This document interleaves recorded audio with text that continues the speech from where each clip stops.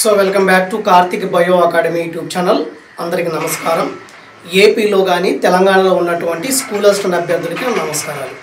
అయితే మనకి ఈరోజు ఈ వీడియోలో ముందుకు రావడానికి ప్రధాన కారణం ఏంటంటే మనం అవుట్డోర్లో ఉన్నాము. ఏదైనా డిస్టర్బెన్స్ ఉంటే మీరు ఒకసారి కన్సిడర్ చేయండి, ప్రాబ్లం లేదు. అయితే మనకి ఇంటర్ స్థాయిలో ఏ విధంగా చదవాలని చెప్పేసి ఏపీ అభ్యర్థులు, అదేవిధంగా ఇంటర్ స్థాయిలో బయాలజికల్ సైన్స్ అనేది ఎలా చదవాలని చెప్పేసి తెలంగాణ అభ్యర్థులకి కొంచెం ఇబ్బందికరమైనటువంటి పరిస్థితులు ఉన్నాయి.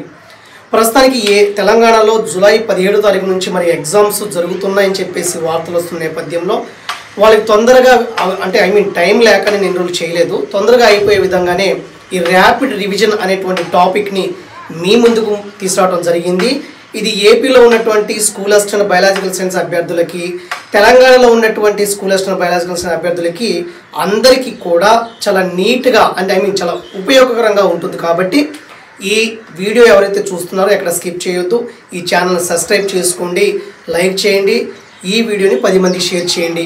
మీకేమైనా తెలంగాణ కానీ ఏపీ కానీ నేను రాసినటువంటి మెథడ్ బుక్ ఏమైనా కావాలి అంటే ఈ వీడియో కింద డిస్క్రిప్షన్లో వాట్సాప్ నెంబర్ ఇస్తాను, వాట్సాప్ చేయండి.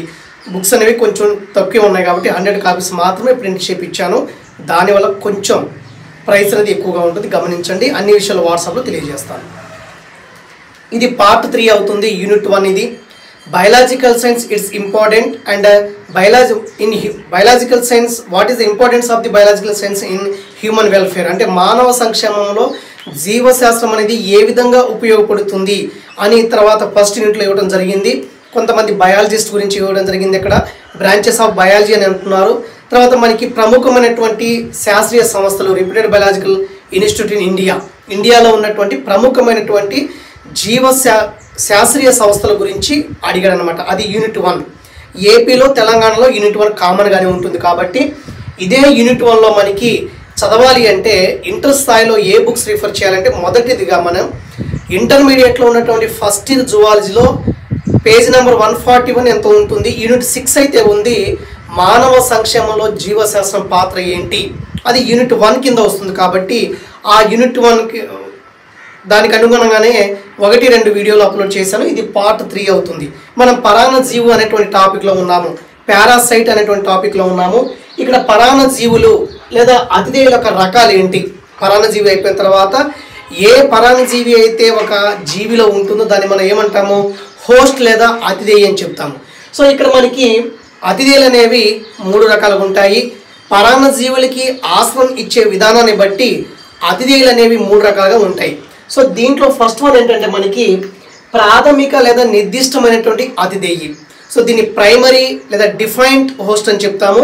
సో ప్రాథమిక లేదా నిర్దిష్ట అతిథేయి అంటే ఏ అతిథేయిలో పరాన్నజీవి అనేది తన యొక్క లైంగిక ప్రత్యుత్పత్తి దశను పూర్తి చేసుకుంటుందో ఆ అతిథేయులు ఏమంటామంటే ప్రాథమిక లేదా నిర్దిష్టమైనటువంటి అతిథేయి అంటాము. ఒక పరాన్నజీవి ఉందనుకోండి, ఈ పరాన్నజీవి ఏ అతిథేయిలో తమ యొక్క లైంగిక చక్రాన్ని పూర్తి చేసుకుంటుందో అటువంటి అతిథేయిని, హోస్ట్ని ఏమంటామంటే ప్రాథమిక లేదా నిర్దిష్టమైనటువంటి అతిథేయి అని చెప్తాము. పరాన్నజీవి ఉంటుంది, దానికి ఖచ్చితంగా హోస్ట్ అనేది ఉంటుంది. ఈ పరాన్నజీవి వ్యాధిని కలిగించి ఇంకా వ్యాధి సంక్రమణ ఎక్కువ చేయాలంటే ఈ పరాన్నజీవికి ఖచ్చితంగా ఏం కావాలి, అతిథేయి లేదా హోస్ట్ అనేది కావాలి. ఇక్కడ ప్రాథమిక లేదా నిర్దిష్ట అతిథేయి అంటే ఏ అతిథేయిలో పరాన్నజీవి తమ యొక్క లైంగిక ప్రత్యుత్పత్తిని జరుపుకుంటుందో మరి అటువంటి అతిథేయిని ఏమంటామంటే ప్రాథమిక లేదా నిర్దిష్ట అతిథేయి అంటాము. అంటే ఏ అతిథేయిలో పరాన్నజీవి అనేది లైంగిక ప్రత్యుత్పత్తిని జరుపుకుంటుందో ఆ అతిథేయిని మనం ప్రాథమిక అతిథేయి లేదా ప్రైమరీ హోస్ట్ అని చెప్పొచ్చు.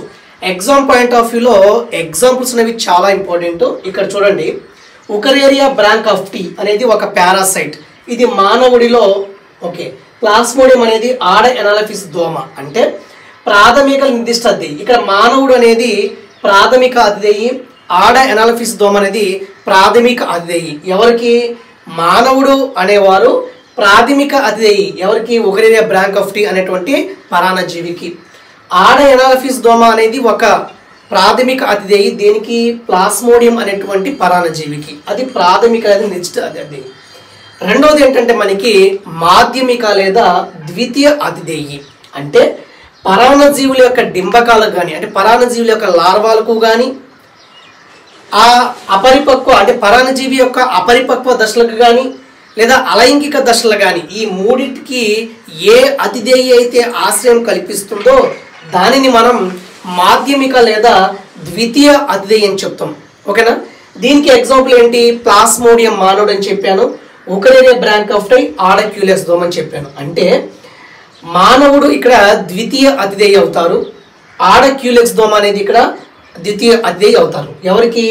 ప్లాస్మోడియంకి మానవుడు ద్వితీయ అతిదేయి, ప్లాస్మోడియంకి ఆడెనాలిఫిస్ దోమ ప్రాథమిక అతిదేయి, గుర్తుపెట్టుకోండి. తర్వాత ఉకరేరియా బ్రాంకాఫ్టైకి ఆడక్యూలెక్స్ దోమ అనేది ద్వితీయ అతిదేయి, అదే ఉకరేరియా బ్రాంకాఫ్టైకి మానవుడు అనేవాడు ప్రాథమిక అతిదేయి అని గుర్తుపెట్టుకోండి. తర్వాత ఆసియా అతిదేయులు, సో దీన్ని రిజర్వాయర్ హోస్ట్ అని చెప్పొచ్చు. ఇప్పుడు ఒక పరాన్నజీవికి ఒక అతిదేయి కంపల్సరీ కావాలి కదా. ఒక పరాన్నజీవికి తన అనుకున్నటువంటి లేదా తనకు సూటబుల్ అనేటువంటి అతిదేయి లభించినప్పుడు, అతిదేయి దొరకలేదు, అప్పుడు ఏం చేస్తుందంటే వేరొక అతిదేయులు తమ యొక్క జీవిత చక్రాన్ని కంప్లీట్ చేసుకుంటుంది. కాబట్టి అతిదేయి దొరకనప్పుడు పరాన్నజీవుల వ్యాధి సంక్రమణ దశలకు ఆశ్రయం కల్పించేటువంటి అతిదేయులు మనం ఏమంటామంటే ఆసియా అతిదేయులు అంటాము. అంటే అతిదేయి దొరకలేదు, ఈ యొక్క వ్యాధి సంక్రమణ దశల్ని అతిదేయి దొరకనప్పుడు వేరొక అతిదేయులు తమ యొక్క లైఫ్ సైకిల్ని కంప్లీట్ చేసుకుంటుంది. దాన్ని మనం ఆసియా అతిదేయులు అని చెప్పొచ్చు. ఎగ్జాంపుల్ వచ్చేసి ప్లాస్మోడియంకి సూటబుల్ మానవుడు కానీ లేదా ఆడెనాలిఫిస్ దోమ దొరకలేదు అనుకోండి, అప్పుడు తమ యొక్క జీవిత చక్రాన్ని దేంట్లో కంప్లీట్ చేసుకుంటుంది? కోతిలో, మంకీలో తమ జీవిత చక్రాన్ని కంప్లీట్ చేసుకుంటుంది. అది ప్లాస్మోడియంకి కోతి అనేది ఆసియా అతిదేయి అని చెప్పొచ్చు. చాలా జాగ్రత్తగా గమనించాలి. తర్వాత మనకి ట్రిపనోసోమా గాంబియన్స్కి ఆఫ్రికా ఎంటిలోప్ అనేది మనకి ఆసియా అతిదేయి. సో ఇక్కడ ఎలాంటి క్వశ్చన్ అడుగుతారంటే చాలా జాగ్రత్త చూడండి. ఇక్కడ మానవుడిలో అంటే మనకి ఉకరేరియా బ్రాంకాఫ్టైకి ప్రాథమిక అతిదేయి ఎవరో? మానవుడు. ఉకరేరియా బ్రాంకాఫ్టైకి ద్వితీయ అతిదేయి ఎవరో? మనకి ఆడక్యూలెక్స్ దోమ. అదేవిధంగా మనకి ప్లాస్మోడియంకి ప్రాథమిక అతిదేయి ఆడెనాలిఫిస్ దోమ. అదే ప్లాస్మోడియంకి ద్వితీయ అతిదేయి ఎవరంటే మానవుడు అవుతారు. ఓకే. తర్వాత ప్లాస్మోడియంకి ఆసియా అతిదేయి ఏంటి? కోతి. తర్వాత మనకి ట్రిపనోసోమా గాంబియన్సీ అనేటువంటి పరాన్నజీవికి ఆసియా అతిదేయి ఎవరంటే మనకి ఆఫ్రికా ఎంటిలోప్. ఇలాంటి కోణాల్లో ప్రశ్నలు అనేవి అడుగుతారు. కాబట్టి ఇక్కడ అవుట్డోర్లో ఉన్నాను, నేను అప్స్టేర్లో ఉన్నాను, కన్స్ట్రక్షన్ బిల్డింగ్లో ఉన్నాను. కొంచెం సౌండ్ వస్తే ఈజీగా వస్తుంది అనమాట. ఇది ట్యాబ్ కాబట్టి తొందరగా గ్యాప్ చేసుకుంటుంది. దయచేసి మీరు పక్క సౌండ్ వదిలేయండి. క్లారిటీ లేకుండా నా మాట మీకు వినబడితే చాలు. ఓకేనండి. సో మరొక వీడియోలో మళ్ళీ కలుద్దాం. ఓకేనండి. ఇది మీ నోట్స్ రాసుకుంటాను ఇలా చెప్తున్నాను. మన బోర్డు మీద రాయవచ్చు, కానీ ఆ టెన్షన్లో మనం రాయలేము. ఒకటి నెంబర్ 1 అంటే మనకి ఎక్కువ టైం కన్జంప్షన్ అవుతుంది. అంత అవసరం మనకు ఉండేటువంటి టైం తక్కువ కాబట్టి ఇలా బోర్డు మీద ఎక్స్ప్లెయిన్ చేస్తాను. సో మనకి టైం చాలా ఉందనుకోండి, ఎగ్జామ్స్ లేకుండా ఖాళీగా ఉంటే చక్కగా మనం గంటలు చెప్పొచ్చు, ప్రాబ్లం లేదు.